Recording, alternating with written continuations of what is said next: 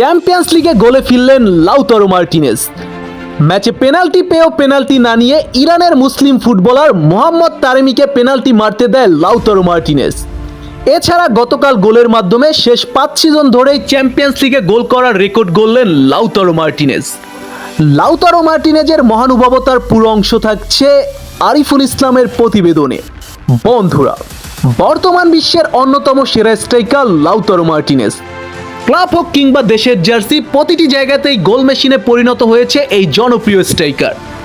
একজন নাম্বার 9-এর মধ্যে যেসব কোয়ালিটি থাকা প্রয়োজন সব কোয়ালিটিই রয়েছে লাউতারো মার্টিনেজের ভেতর। তবে গতকাল চ্যাম্পিয়ন্স লিগে একটি গোল করার মাধ্যমে একটি রেকর্ড স্পর্শ করেছেন আর্জেন্টিনার এই স্ট্রাইকার।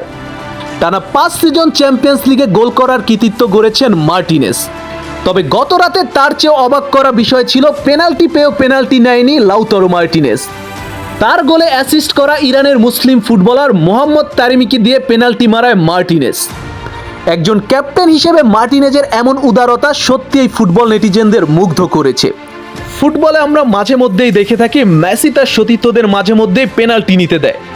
মেসির কাছ থেকে এরকম মহানুভবতা শিখে মুসলিম ফুটবলার তারেমিকে পেনাল্টি মারতে দিলেন মার্টিনেজ। তোমার এই উদারতার জন্য ধন্যবাদ লাউতারো মার্টিনেজ। বন্ধুরা, আর্জেন্টিনা ফুটবল রিলেটেড নিত্য নতুন সকল আপডেট পেতে আমার চ্যানেলটি সাবস্ক্রাইব করে পাশে থাকুন। ধন্যবাদ।